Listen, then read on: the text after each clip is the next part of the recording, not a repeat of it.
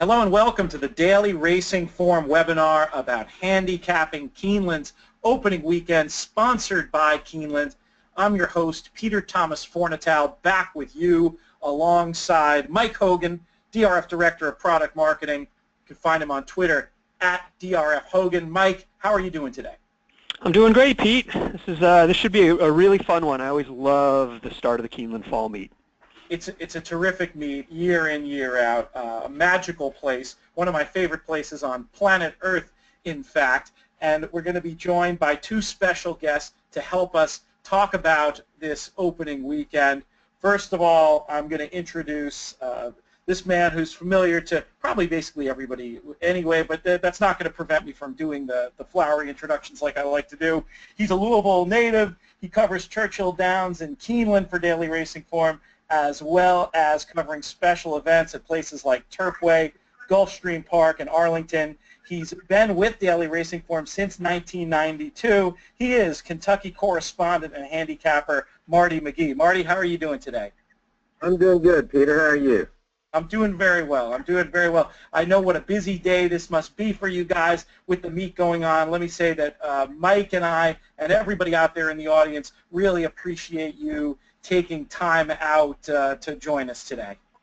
Well, thanks. You know, people who don't work for the forum don't realize that the non-racing days are actually working days for us, so we're always 2 or 3 days ahead. So Wednesday for Friday was huge for me, and today for Saturday. You know, I'm writing about all the big stakes we've got at Keeneland on Saturday, and man, I'm telling you, there's some really good racing there. It's some super exciting stuff, folks who are looking ahead to the Breeders' Cup, folks just looking to play Keeneland on its own merits. There's going to be a lot of meat on the bone we're going to be talking about in the next 55 minutes or so. Before we get to that, I want to introduce our second guest. Is our second guest with us on the line? I'm here. It's Byron King. Can you hear me?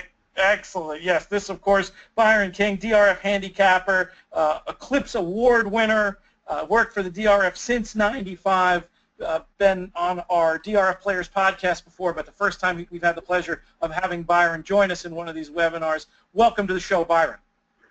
Well, thanks. You even gave me an Eclipse Award that I didn't win, but I appreciate it. Well, you were to be fair, you were part of WAVE3's Eclipse Award-winning coverage. Oh, I guess so. That is true. I suppose that's true. But you know, Marty he won it all on his own for his fine story on the DeSormo brothers. Yeah. I had a synaptic misfire. I should have included that in the intro. We've got all kinds of Eclipse Award winning action going on the webinar today. But so what we're going to do basically today, we're going to talk a little bit generally about Keeneland. We're going to go through some spot plays and talk about some high points and places of interest on the Friday and Saturday cards. And we're going to answer some questions. Some of the questions we'll answer in a few minutes. We'll put aside at the end of the show. We'll also get to some questions as we go. You can see Mike is controlling the screen today. He is showing you how to use the webinar tools to submit your questions. We really look forward to hearing from you. If we don't get to your questions in the course of this show, feel free to hit us up on Twitter. We'll do a quick run of the Twitter handles. Byron, starting with you, how can folks find you on there? Well, I am DRF Byron King. Most of us are simply just DRF in our last name, but I am DRF Byron King, and Marty is DRF McGee. And we got Mike Hogan at DRF Hogan, or you can find him through the at DRF Formulator account, and I can be found at Looms Boldly. Let's start off by talking about the Keeneland meet, the Keeneland Fall meet in more general terms. Marty, I'll start off by asking you, when you think about factors that differentiate the Keeneland Fall meet from the Keeneland Spring meet in terms of handicapping, are there any particular angles or factors that leap to your mind that are specific to the Keeneland Fall meet? Well, both of the Keeneland meets are veritable melting pots, whereby you have horses coming from numerous other jurisdictions. In the spring, of course, you have them coming from Gulfstream Park and Fairgrounds, whereas in the fall, your predominant horses are your Saratoga horses. There's a lot of New York guys here. you have the occasional California horses at both meets. But I think generally what handicappers attempt to do is match up Saratoga versus so-called lesser venues like Arlington or Ellis or Indiana, maybe some of the Jersey horses who've been running at Monmouth, and overall, in general, the Saratoga horses get favored. I mean, just when in doubt, they default to them. And I'd say that in the spring, it's kind of the same way with Gulfstream getting the nod over Fairgrounds, and then some, you'll have the occasional Turfway straggler. But I think that's one of the joys of handicapping at Keeneland is instead of the same old that you might see on other circuits, you've got horses coming from a number of jurisdictions that make for some very fascinating handicapping. Byron, let me ask you a variation on the same question. Is there one particular handicapping angle over the years that you found to be productive at the Keeneland Fall Meet, or is it more just a case of sticking to the fundamentals and looking at each race individually? Well, of course, we've got one of the newer wrinkles is, of course, they traded out the polytrack for dirt. Well, it was just a couple of years ago.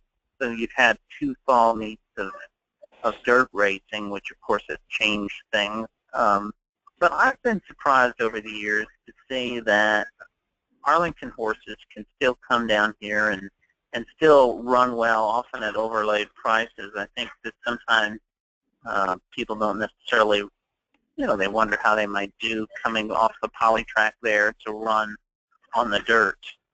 So that's one of the key elements I find.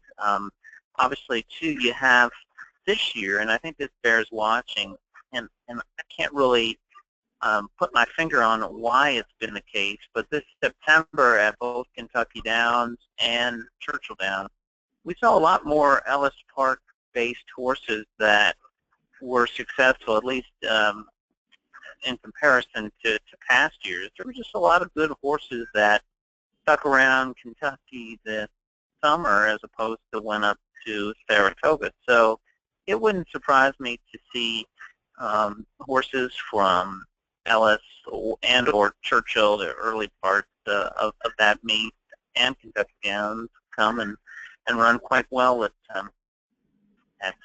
Keeneland. But I kind of think that those Arlington horses can slip through the cracks. And it also bears mentioning one key difference to this meet is the jockey colony too. Not so much on the big days because you'll have a lot of New York guys come in town and whatnot. But in terms of the meet in its entirety, you see much more of the kind of results that you would expect from, say, a typical Churchill meet in terms of the leading riders. For example, Corey Lannery was leading rider last fall. Julian Leperoux was second. Laurent Giroux was third. So they just get a lot more opportunities in the fall in comparison to spring when guys like Javier Castellano and whatnot stick around. So that's another key change. A lot of subtle and not so subtle differences between the two meets in terms of the human connections and where the horses are shipping in from. Mike Hogan, let me ask you, one of the things people know you from at Daily Racing Form is the Bet This Not That columns that you put together. Have you put one together for Keeneland Fall? And if not, is there a particular angle that you found over the years using Formulator to help put you on to winners at the Keeneland Fall meet? I haven't put one together this year for the Keeneland Fall, but the ones that I've done for Keeneland in the past are still available on DRF, and they're free. I can tweet them out afterwards if anyone's interested. And a lot of those angles will still play.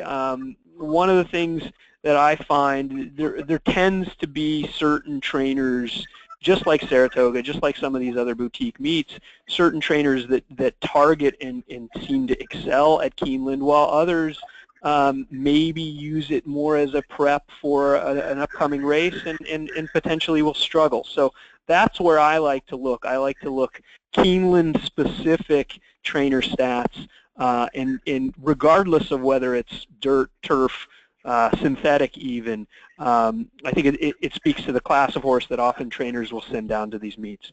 Well, maybe as we're going through today, if you have an opportunity, Mike, to point one of those out in real time when we're looking at some of these Friday and Saturday races, would love to hear a little bit more about that on your sort of pet trainers to bet on and or avoid during the Keeneland Fall Meet. But I think we should go right ahead and take a look at Friday if we don't have any other general thoughts. Marty, I'll ask you, or you have something else, Mike? I have one question from Jim O'Neill that I think ties in quite well to this discussion. He wants to know about the Keeneland dirt and turf and how it compares to, say, Belmont or Santa Anita.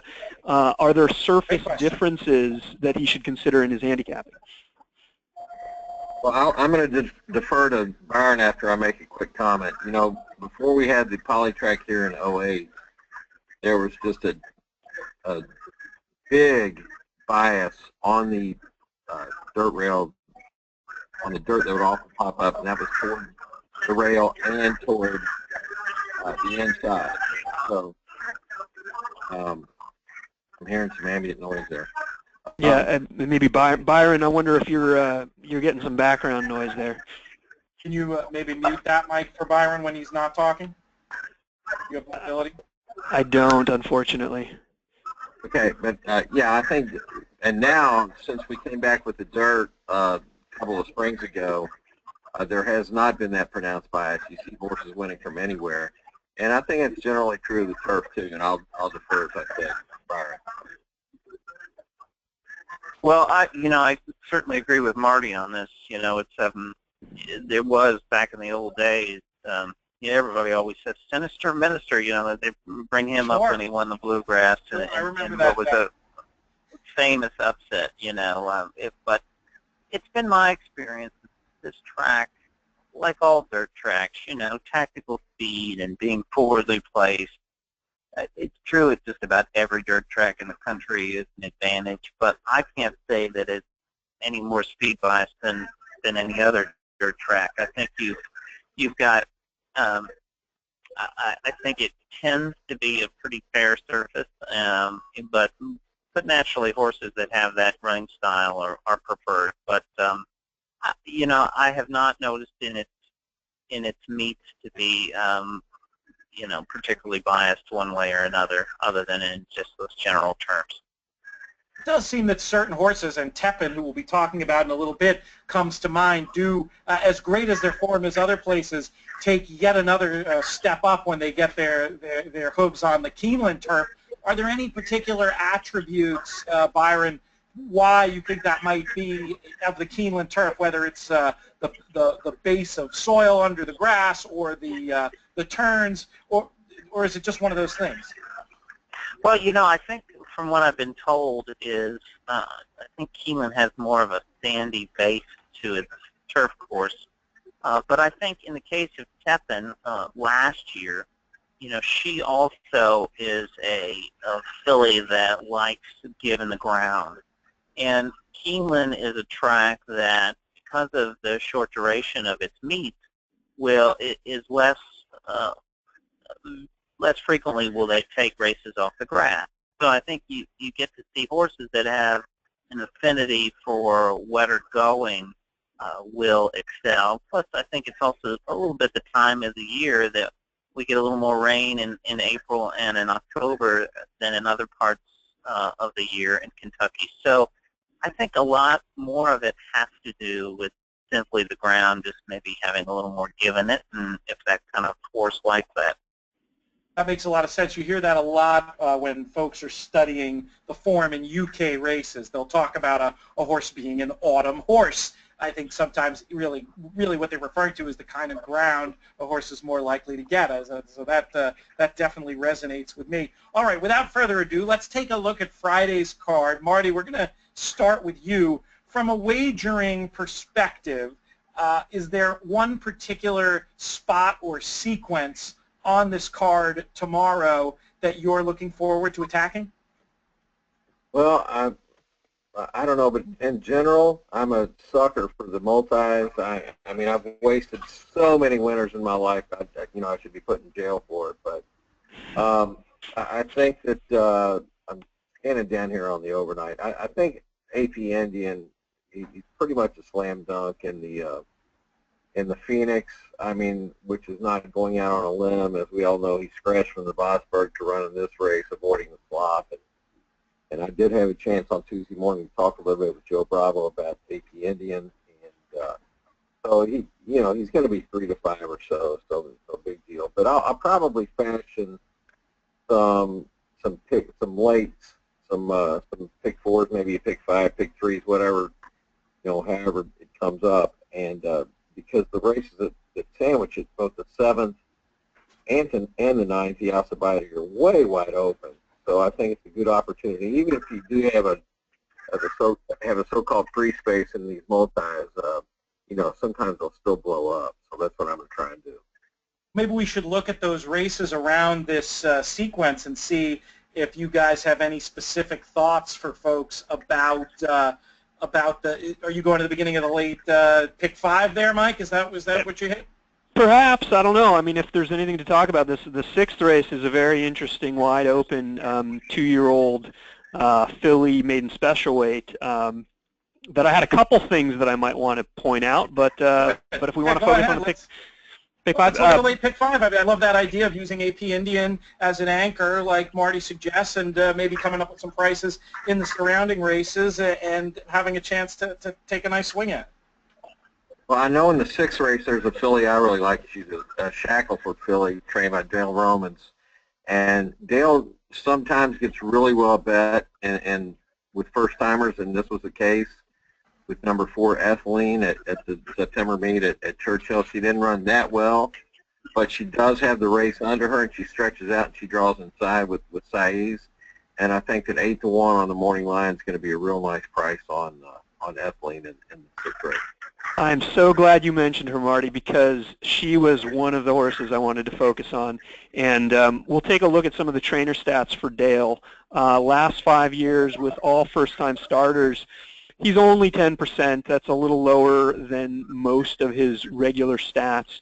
But if you do 2-year-olds sprinting in the last 5 years in first-time starts, the win rate is about the same. The ROI drops a little bit. It's not really his thing. But then on the 2nd start, when he does a stretch out, sprinter out like he's doing here, he does a lot better. He wins at a 22% rate, 215 ROI. Many of his known horses, including Keen Ice, Bird at the Wire, he did this move with, and even though Bird at the Wire didn't win, she ran well and finished 2nd. I think that this horse is, especially considering how well bet she was first out, will absolutely run better 2nd start. One other thing I'm going to note about her, I don't know if you went this deep in her pedigree, the Dam Speed Date was 0 for 1, and I think this is her first foal. Speed Date, though, is a half-sister to the dam of My Miss Sophia and Materiality. So this is one from a pedigree standpoint, should appreciate the stretch out as well. Mike, to get that pedigree note, is that something you found within Formulator, or did you dive and do that research through another source? I had to do that research through another source because I click into Formulator, I see her offspring 0 for 1, which of course is Ethylene's race. If we click on Speed Date, you get her PPs, and you see just a single race where she ran around the track basically and got a 6 buyer. That doesn't tell me a whole lot, but you know, I figured there was a reason why this horse was so well bet first out, and you know, I just went through DRF Internal. You can also use a few other pedigree sites out there to just get the full pedigree, and I noticed the relation to, I think Wildwood Flower is the half-sister. Some good info there from both of you guys, and definitely one to include in the first legs of the Pick 5. Byron, how about you? Did you have any particular thoughts or interest on horses we might want to include in the first leg of this Pick 5 tomorrow? Well, indeed, the horse that you have been talking about was my 2nd selection in there. But I think the most likely winner, and it's really hard to call this horse, is Valladorna, the number 9 horse, who ran 2nd at first asking after a slow start to Queen Bernardina, who is in the Alcibiades, by the way. So, you know, it was a very promising debut. I haven't looked at the long-term stats on Cassie, but in terms of his short-term ones that appear in the form, and it's a sample of 205 races, 24% of, with second timers. So they typically move forward or obviously run very well. I mean, that's higher than his customary 16% win percentage. So that horse is going to take some beating now. It's a Stone Street, and it's obviously going to be a short price. Also, an interesting horse in here, Ricky's Girl, first timer. I did not pick her among my top three, but she was pretty close. But she's a first timer who's debuting here at a route, which isn't the easiest scenario. But for people that like a little bit of workout kind of news or whatever, she has been working. She was the workmate with one of the favorites for the Alcibiades, Deodora, Mike Stidham's horse that won the Arlington, Washington Lassie. So she got outworked by her, but anyway, she was the workmate. Usually when they pair one up with a stakes winner, they obviously must view it as having some degree of potential. So that one's interesting.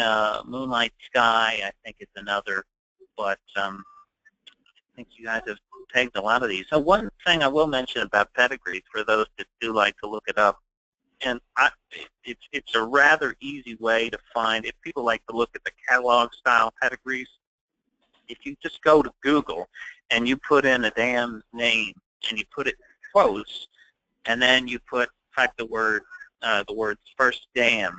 So just, the name of the dam, whatever it may be, speed, date, in quotes, and then first dam. A lot of times, once you just hit Google, it will go and find reference to either that specific horse or a sibling that might have sold at Keeneland or Fasig-Tipton. So you can see oftentimes a catalog-style page for people that like to look at that kind of style of pedigree. That's a good tip. Let's move on to the 7th race, the second in that pick 5 sequence tomorrow. Byron, we'll keep it with you. How are we going to keep this pick 5 going in race 7 at Keeneland? Well, race 7, I think Amnipalola, I hope I'm pronouncing that right, is my pick in here. He comes off 2 runner-up finishes, one of which is at Kentucky Down.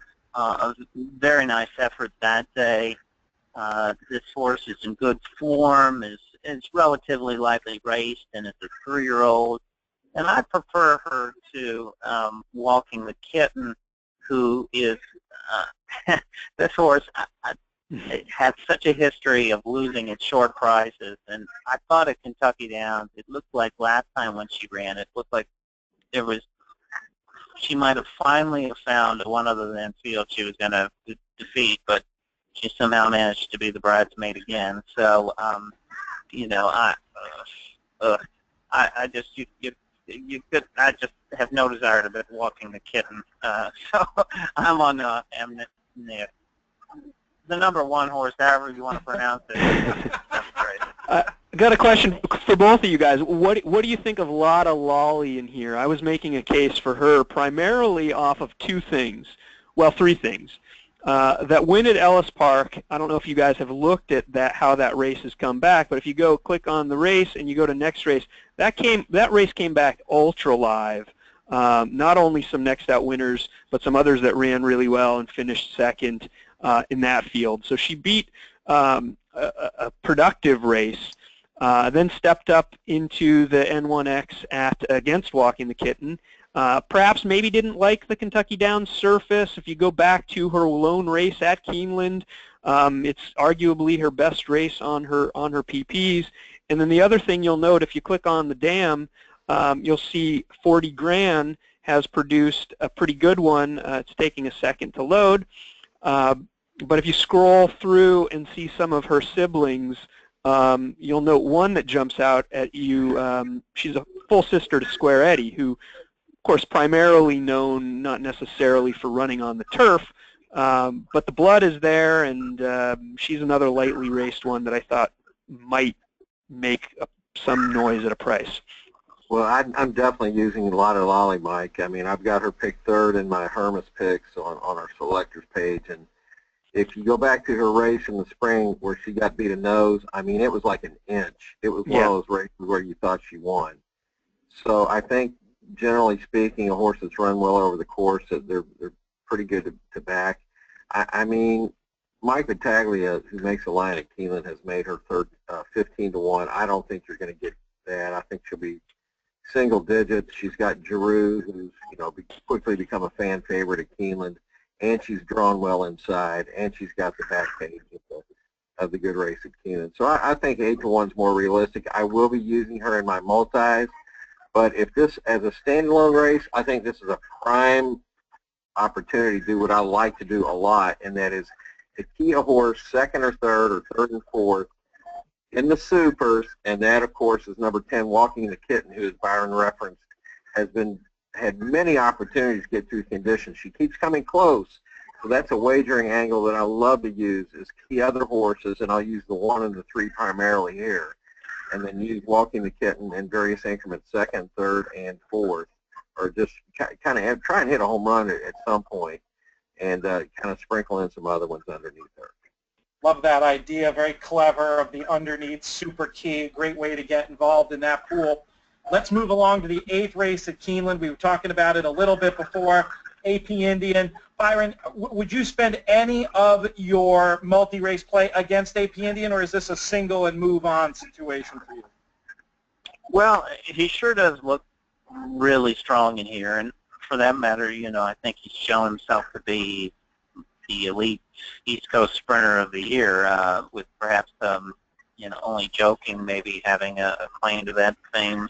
But, if you used anybody else, I think you'd go with Amy Splatter. I think this is a horse that, had a powerful win in the Commonwealth in the spring.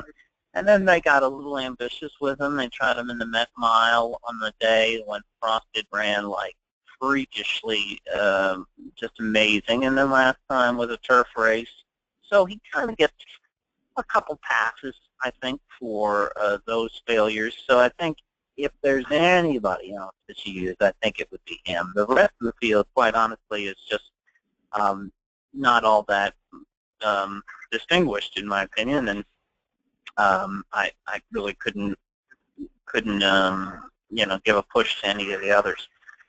Let's move it on to the Alcibiades, the Grade 1 classic Keeneland fall race. 2-year-old fillies going a mile and a 16th.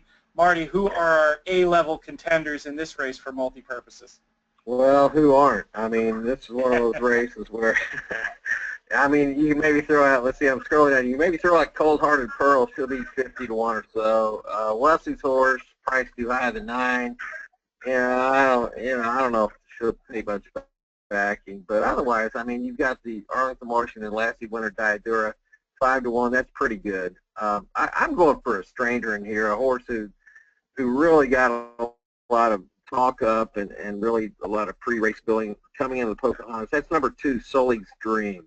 I mean, I know she got beat 15 lengths, and if you could have seen the long face on Kellen Gorder, 2 minutes after they'd come back, you would have thought, man, this is kind of sad. But I really think she's better than that. She's well drawn in there. Again, this is a way wide open race that just pretty much makes you go in a number of different ways. I'm going to really lean on her as my wild card in here, and that's number 2, Sully's Dream, who ran huge at Ellis, and Kellen Gorder said that this is the best filly he's ever trained, so that carries some weight with me. So Marty, it's funny you mentioned her. I wanted to just show, it's like we talked before, but we didn't. I wanted to show her because I thought her move in the Alcibiades, in the Pocahontas, was a little bit premature. Her second quarter was faster than anybody else except for Jet Away Sue, who was one of the pace setters in that race.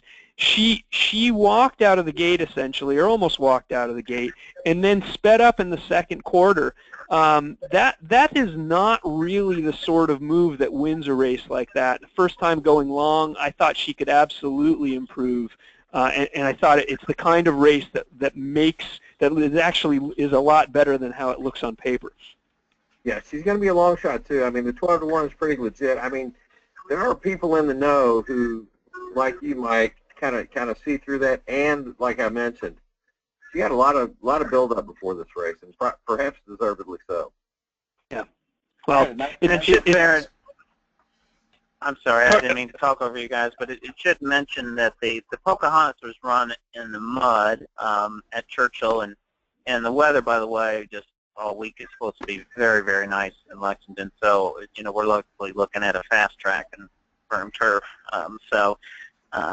If you want to give her a pass for the mud too, that's more food for thought.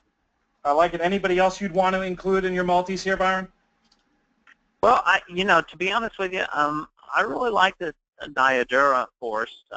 This is a horse that is perfect in 2 starts to Arlington. Again, it's that kind of Arlington angle that I mentioned earlier, that sometimes I think these horses, they come in with question marks because they haven't run on the dirt. But in her case, I think what's important to realize when you're analyzing these polytrack horses is, did they run on polytrack because that's what they were bred to do, that turfy pedigree, or, as is the case with her, I believe, she ran on polytrack because that's where Mike Devon's based in the summertime. So I don't think it's necessarily a case that, they thought that that's what she's a specialist for. She had a nice workout. She's out of a mare that was actually a dirt performer, a dirt router. So, and her sire, Hartsman, of course, handled the poly, but he also ran quite well on the dirt too. A second Kentucky Derby among many other fine efforts. So, she, I think, is it's very hard to fault what she has done to this point. Daddy's Little Darling. I spoke to Ken McPeak. He's very, very high on her. She's actually a win-and-you're-in horse already for the Breeders' Cup juvenile fillies, but he's electing to run here, obviously landing post 14 in a mile and a 16th race at Keeneland is far from desirable. But I think the mere fact that he's running is probably good sign. But the Alcibiades was not a particularly fast race. It went 1:47 for a mile and a 16th, which was far slower than the boys ran that day, or I should say the boy ran that day. Won off by 10 lengths in the Iroquois. I wanted to, if we have a second, I wanted to do something with the Moss pace figures to show the difference between what I expect the pace to be like in this race versus what we saw in the Pocahontas. You'll see, based on the Moss pace, plus 19 early, plus 12 at the second call. That shows a blistering early pace. Despite the relatively slow time in the mud, that was very, very fast and set it up for a horse like Daddy's Little Darling to come off the pace. If you click on the chart and you look at the 2 horses that set the pace, you'll see one was Bling on the Music, who was, prior to the race, a stone sprinter stretching out to a route the first time with some legitimate Moss pace figures. And then the other one that was dueling with her was Jetaway Sue, another sprinter stretching out to a route for the first time with strong pace figures. Looking through the horses entered in the Alcibiades, I didn't see any legitimate stone, need-the-lead sprinters trying a route for the first time. I was thinking you might not get the kind of pace that Daddy's Little Darling saw in the Pocahontas here. What do you guys think about that? I'm gonna disagree with you there, Mike, because I think a lot of these horses are just still young and eager and everything else. But there's that, and then also there's the who's the horse in here of Asmussen's that ran at Ellis Park. Is she not in there? I didn't. Caroline Test. She seems like she's gonna ensure a pretty honest pace. So I'm kind of I'm going to go contrary to you. One horse I wanted to point out was right alongside the Caroline Test, number 5, Lady Hanson. Absolutely stone cold left in her maiden victory on the Groupie Doll undercard at Ellis.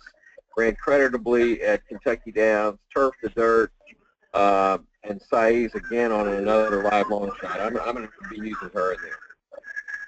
Interesting ideas, and we'll have to see how that pace plays out. I do want to get to these Saturday races, but before we do that, we at least need a quick thought on how we're going to close out this Pick 5. Marty, who's at the top of your ticket? Well, let's see here. I'm going to go to my Hermes picks. I've got a horse named Rate for Me over Global Entry and Remember Miss. So that is, this is one of those races they have an entry in here. Rate for Me, George Weaver gets first time in the race except for 7 starts, and just did not fire at all down at Kentucky Downs. I think he deserves another shot actually on the stretch out. George tends to do well here at Keeneland, by the way. He's from Louisville, loves to come back and do some good. I like it. Good stuff. Byron, how about for you in the nightcap tomorrow? I like Remember Miss. I think this is a horse that ran second first out at Canterbury, and then they were so encouraged by that effort that they ran him in the Mystic Lake Derby, which was a $200,000 race they had up there. Obviously gave up a ton of experience, went off 40-1, and probably didn't give it much of a chance. But the horse ran fourth, beating 3.5 to One Mean Man, who won the off-the-turf Jefferson Cup subsequently at Churchill. So that was a legitimate race, and I think clearly they think pretty highly of this horse based on how they placed it. I've always been a fan of, excuse me, sometimes I think when a horse has, shows that in this horse's case, it's the Louisiana bred, although it's never run in such races, but I think sometimes racing fans will see those non-Kentucky breds, especially if it's not New York or something like that, and they think just a little less of them. But it's bred like a Kentucky bred horse, and I think 6-1 is real attractive in there. Although I'm not so sure that's going to be going to stick to that. I would expect more like 4-1. All right, let's move along to Saturday. What a card this is. There's an all-stakes, guaranteed $250,000 Pick 5. I say we just go to those races. We won't be able to go in the same amount of detail we did with Friday for time reasons, but at least try to get a few quick thoughts on these stakes races. Byron, we'll keep it with you, and we'll start off by talking about the Grade 3 Woodford 5.5 on the turf. You have a strong opinion in here? What's your general view of this race? Well, I should point out that I'll be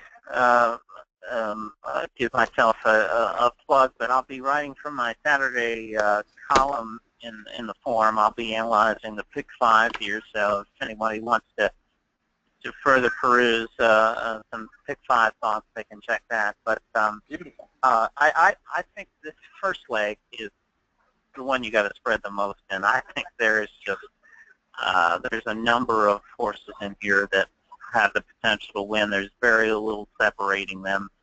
My top choice is Hal Massey, who ran third in the Kentucky Turf Sprint last out. I thought it was a pretty decent effort. If you look at some of his earlier races this year in one-turn turf races, I thought that he ran even better with the second to Black Type, who's a multiple stakes winner, and second to Full Mast, who's a Juddmonte horse. So I think this is a pretty good horse, and I have a lot of respect for trainer Brad Cox. And so I just went looking for a price in this first leg. He's 8-1 on the line because I just think this race is like, I think you got to choose 5, 6 horses. I think if you want to feel good about getting through this leg. Marty, do you see it as a spread race as well, or is there somewhere you want to zero in here? Yeah, pretty much. I mean, I'm against undrafted. I'm getting a divorce from him. I've had it with them getting paid at short prices. Next to him, Alsvid, as we know, is crossing into the Phoenix. I haven't had a chance to talk to Chris Hartman what he's doing about him. Chris, as we all know, has really done well since he started coming to Kentucky a year and a half or so ago. I'm leaning on 3 horses in here, guys. Number 4, Big Rock, who ran terrific up at Saratoga, and he's really earned his way into the stakes ranks. I'm going outside with another horse who appeared at the Saratoga meet, number 11, Mosler, who ran big at Laurel last stat, and gets a guy, if you look up Lescano's turf stats, they're amazing. He's like a 2.00 ROI for his career, which is almost impossible. And then one other horse who was on a turnback last time out at Kentucky Downs, Almasty, number 3, ran creditably behind a gate-to-wire winner. And I think Brad Cox is doing the right thing by keeping him going short. So 3, 4, and 11 are my uses here in race 5 at Woodford. Couple of nice bits of info on number 3, Almasty, to kick things off in the Saturday guaranteed all stakes pick 5. We move on to the TCA, the Thoroughbred Club of America, 6 furlongs on the dirt. Marty, where are you going here? Well, I've had to write about this quite a bit, not only because it's the TCA at Keeneland, but also my Breeders' Cup race I'm covering for DRF is the Filling Mare Sprint. So I've really delved real closely into a lot of these horses. Stonetastic on the line that just came out this morning by Mike McGee, she's 6-5 on there. I guess that's legitimate, guys. Now, Kelly Breen, he's real cognizant of the fact that she might bounce off that 104 buyer. So he gave her the 10 weeks, kind of regrouped her, just took it a little easy with her at Monmouth. And he told me by text the other day, he goes, they had better be tied on to catch her. Now, I don't know if there's any speed to run with her. You've got the 3-year-old Bendable, who might be able to run with her or might not. I mean, it's kind of questionable what she beat out there in California. So I think the one interesting horse, the one who, once they turn her home and can challenge her, might be Spelling again. She has had some pretty difficult inside trips. She is a proven 2-time graded winner. She gets blinkers on and an outside post. I think she gets no excuses today. I'm going 285 in the TCA. I like it. Byron, do you have Stonetastic on top in your picks, and what are your thoughts for multi-race wagers in particular here? I do have Stonetastic on top, although I don't know if I entirely trust her. I mean, I've just seen but I did go with her. I think she is the best horse on paper in here, although she does have a history sometimes of not reproducing those blowout wins of hers. But Irish Jasper is my second choice. This is a horse that ran much improved second out of the year, won allowance Saratoga in fast time, and is a horse that had some backlash. And when you go back to last year, won a couple graded stakes. And you know that Stonetastic she's going to throw down. That's just the way she runs. She just goes out fast and says, catch me if you can. So I think she's going to set a lively pace, and I think it could set up for a horse like Irish Jasper. And then I also had Spelling again was my third choice, adding blinkers and getting back to the outside. But she's a bit of an in-and-outer, but as Marty mentioned, you know, she's got a better post for this than she had in the open line when she had the rail last time. I got a question for you guys, and Marty maybe, because you're covering the race, maybe you know a little bit more about it, and I know you wrote an article. The connections for number 5, Bendable, are a couple names that you don't necessarily connect with Keeneland. Richard Mandela, the trainer, and Jose Ortiz, the jockey. Of course, she's a homebred by Claiborne Farms, so maybe that's why she's here instead of at Santa Anita. But any thoughts on why she's here? And I know you wrote about Jose taking some mounts down in Keeneland as well. Yeah, well, Claiborne, they love to win at Keeneland particularly. You know, they're just 20 miles away or so out in Paris, and this is their home track, and they're one of the all-time leaders there. So whenever they have a good horse with either it used to be Al Stahl, but like Clement now, or Mandela's trained off and on for years, they like to bring him back and show him off if they can. I think they're kind of at a disadvantage here because she is a 3-year-old who's not really battle tested against these hard-knocking sprinters. So I'd go a little bit easy there. As far as Jose, that situation developed in that, as we all know, he just absolutely was phenomenal at the Saratoga meet, and he's just proven himself one of the great young talents in the game. But he was going to ride a couple of horses for Ben Colbrick on the Friday card to open things up, and his agent Jimmy Riccio told me that the more I started asking around, the more people wanted him, and boom, he's on 9 horses for Friday. I don't know how many for Saturday, but seems like every race I've looked at, he's got a live mount. So I think it's really going to be exciting to see. Keeping things very busy for Mr. Ortiz there at Keeneland. Obviously, incredibly talented jockey and one to keep an eye on over the weekend and beyond. Let's move on to these 3 Grade 1 races we have. The last 3 races we'll talk about on the show today. The 3 Grade 1s, the first one is the First Lady. It's the return to the races of Teppan. I just have a question, Marty, I'm going to ask you in this race. There's been a lot of chatter about Celestine, in the horse racing Twitter world anyway, about Celestine potentially being able to end this Teppan winning streak. What do you know about where Celestine has been since June? All I've done is look up her work pattern, and she started on July 1st at Saratoga. So I'm assuming that Billy Mott sent her to Saratoga not long after she won the Just a Game.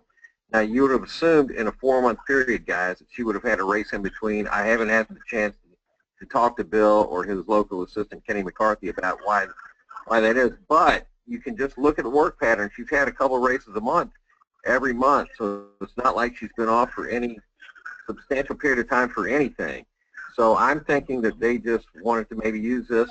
I don't know if they'll go to the Breeders' Cup Filling Mare Turf because it's a longer race or what they've got in mind. But bottom line is she's got, if Teppan stubs her toe, which, you know, not many of us think she will, that Celestine is definitely going to be the filly to be the one to inherit it. Now, she is a speed in here, and off the 4-month layoff, I think she'll be prominent throughout, you know, given her natural inclination to make the lead anyway, and the fact she's fresh.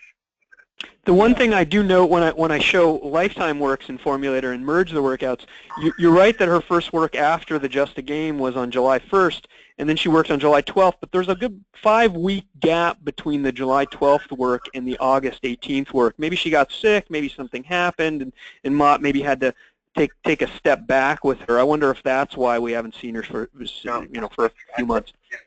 Mike, I tried to archive that because Dave Grenning's always on top of that, as you guys know, and I wasn't able to find it, but I'm guessing there probably was a little thing going on there, but you know, whatever it was, it had to be minor, and as Billy Mott's in the Hall of Fame, and we're not, and you know, he put in an entry for her, so yeah, so you take confidence in him.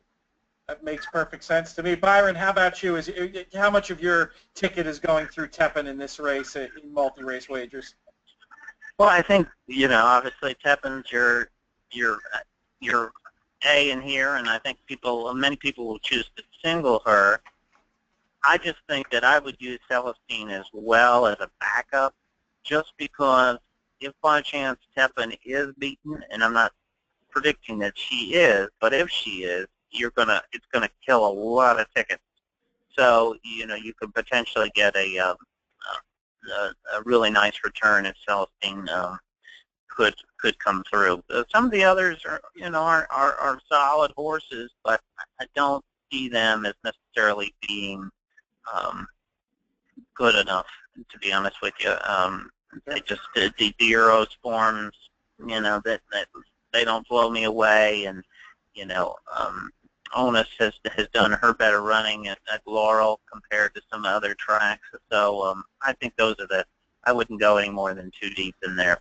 We got about 10 minutes left in the show. I want to ideally leave a couple of minutes for some rapid-fire questions at the end, but obviously we need to talk about these 2 other Grade 1s. Byron, maybe just a quick thought on the Breeders' Futurity and who you might be interested in wagering on here. Well, I think the value of the race is Gunnevera, who is won the Saratoga Special at 9-1. They sat out the hopeful and were wanting to point for a mile in the 16th race. This horse is bred to run a distance, dialed in out of an unbridled mare. I think you're going to get a better price than on Classic Empire.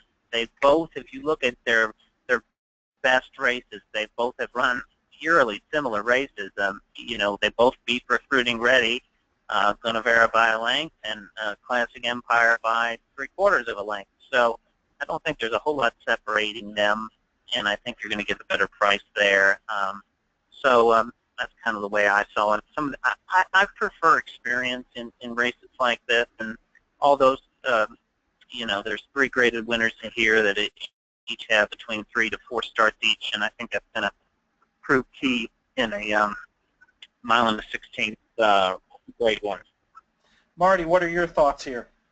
I'm against Classic Empire because of his antics, and he's drawn to the outside as the favorite. My top pick is No Dozing with First Lasix for the breakout trainer Arnaud Delacour. I'm also going to sprinkle in the Guinevere and Dale's Royal Highland Singing Bullet, the 3, and also holiday bonus Blinkers On and First Lasix for Grand Motion. So I'm a spread here, not using the favorite with 2, 3, 7, 9. And being against the favorite makes that, to me, a very viable strategy. When you know there's a 5-2 on the morning line that you don't like, that's the place where maybe you can get a little cheeky and spread and used for and still end up with equity no matter which pool you're going to attack. The last race we're going to talk about on the show is the Shadwell Turf Mile. We have a couple of very familiar names in here, including Mondial East, Miss Temple City, Ring Weekend, Tourist, What of You? Great looking race, Marty. How are we going to find the winner? I mean, you've got the Arlington Million winner. The horse was 4-1 when he won the Million, Mondial East, and now he's 6-1 on this line. To me, that says a lot. It's a terrific race with What of You, sure to set the pace from the outside post. He's going to set a quick tempo. I thought Tourist got a real good setup last time out when he won the graded race at Saratoga. Ironicus, I've always liked him a lot. I'm going with Ironicus, Mondial East, and Tourist. And as Grand Motion told me this morning, when he ran the filly in here, Miss Temple City, against these boys, he got into a race that's not near as tough as the Grade 1 he won last spring when she beat the boys. So I think it's not only the richest race of the meet, it might well be the best. It's just a fabulous race. Interesting handicapping puzzle. Byron, how are you going to solve it? Well, I like Tourist, who I think has just really shown a high level of quality as a turf miler, and Ironicus, who we haven't seen for a long time, but has consistently been very, very good on the grass and was a troubled second in the Manhattan on Belmont Day, splitting 2 very good horses, Flintshire and World Approval. Flintshire was the winner, and he probably would have been closer than a length and 3/4 back if he had had a clean run. He did not really have a very good trip at all. But you can make a case for a number of the others. Mondelez, I have picked 3rd, although I'm not convinced he is the horse he was last year, even though he did win the Arlington Million. I thought the Million this year was a bit of a funky race in that you had several key contenders just like World Approval that just didn't seem to fire, and the race fell apart late. And I'm just not quite sold that he is the horse he was last year when he won the Woodbine Mile and was 2nd in the Breeders' Cup Mile. So anyway, so Tourist and Ironicus are those for me. Can't wait to watch that one. It's going to be a lot of fun on Saturday, part of that $250,000 guaranteed all-stakes pick 5 at Keeneland. Shapes up to be a great day of racing. Mike, we've got about 5 minutes left. Do you have some questions from the audience for our panel? We don't have any right now, so if anyone has one, feel free to send it through, and I'll be happy to ask. But I do have a question for both Marty and for Byron. Of course, you both mentioned Mondial East. He beat Casaqui by just a neck. You're going to get 4 or 5 times the price on Casaqui as you might on Mondial East. Any sense in adding him as just a possible crazy long shot who really hasn't run poorly in the U.S. on turf, with the exception of the time he fell? Yes, I would say definitely he's a must-use in your verticals. He won at 30-1 here in the spring, and I was just kicking myself. It was the last race of the day one day, because I had talked to Ignacio Carrillas, who, as you guys may know, did some real quality work for Sagamore back in Maryland before he left them about 1.5 years ago. So this horse has proven himself a number of times. He's got the triple-digit buyers that I think is going to be required to win this race. So many of these horses do. But again, at 21 on the line, and he'll be about that. Robbie Alvarado, we know, has really made a heck of a comeback, riding in very good form. So he's a live long shot on a day of live long shot. Casaqui was the key horse in the Keeneland spring handicapping contest. Rick Broth ended up winning that, making a large play on Casaqui. There's no contest at Keeneland this weekend, but folks listening who are interested in participating, those contests often sell out. But I do believe there might be a few entries open for next weekend's contest at Keeneland. If interested, contact Jim Goodman at Keeneland. They do a fantastic job, VIP treatment, great way to enjoy the races. I'm sad I'm not going to get to be there in person this time around, but they always do a fantastic job at Keeneland, treating the customer right, and especially when it comes to the handicapping contest participants as well. Any other thoughts, guys, on over these 2 days? Is there a horse perhaps in one of the races we haven't talked about that you've been looking forward to betting, something coming off the watch list? Byron, we'll start with you. Any other particular places leap out over these two cards? Well, I had on opening day, I started off, it's not a huge field, but it's a horse I think could slip through the cracks on opening day, and that is, bear with me as I'm shifting back to, You Bought Her. I think You Bought Her. It's only 4-1 on the line. I kind of think might be a little bit higher, but this is a horse that I think you could make excuses for in her last two starts. One came in a turf sprint, the other in a graded stake. Now she's back in an allowance race in the opener on Friday, and she's 2 for 2 at Keeneland. Clearly likes the track. Doesn't really have the big name connections that are going to draw a lot of money. I think you're going to see the favorites in there to be Mela and Cinnamon Spice. So you're not going to get a huge number simply because of the short field, but I do think she's going to be live at a price. Marty, how about you? Is there a spot play over the 2 days we should be taking a closer look at? Yeah, I like 4 in the 4th on Saturday. That's a Jose Ortiz horse, Jessica Star for Mike Stidham. He's already cleared this 2 other than condition, and now he's in for the optional tag. And that's a pretty salty opening day race of the September fall meet at Keeneland. And you know, again, I can't emphasize enough how live I think Jose Ortiz is going to be here. And you know, you might want to get ahead of the curve there and take advantage of how people might not be betting him the way they would in New York. I think that's a great point in terms of Ortiz as a jockey to watch over the Keeneland meeting, and I think you're going to know with as live as his mounts look. You think it's fair to say, Marty, that we're going to know right away if that theory is correct? Yeah, I mean, we'll know right away. I mean, it's always hard to say why a horse is a certain price or not, but you know, generally speaking, he takes more than a sheer up in New York, and I'm going to be intrigued to see whether or not that's the case here at Keeneland. All right, well, that's all the time we have for the show today. If folks have any questions subsequently, once again, you can hit us up on Twitter. If you want to go back and watch the show again or any of the webinars that we do here at Daily Racing Forum, you can find those at drf.com/YouTube. I want to thank Marty McGee. I want to thank Byron King. I want to thank Mike Hogan, doing a fantastic job, as always, demonstrating some of the many ways you can use Formulator. I know you, Mike, have one program note you wanted to add before we sign off here today.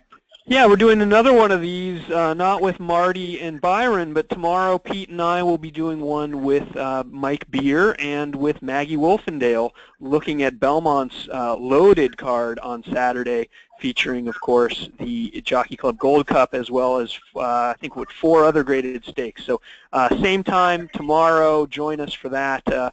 Like this one, it will be archived at drf.com/YouTube if you miss it or want to see it again. Continue your Breeders' Cup, your early Breeders' Cup preparations with us tomorrow. Thank you so much, everybody, for joining us. This webinar was brought to you by Keeneland and produced by drf.com.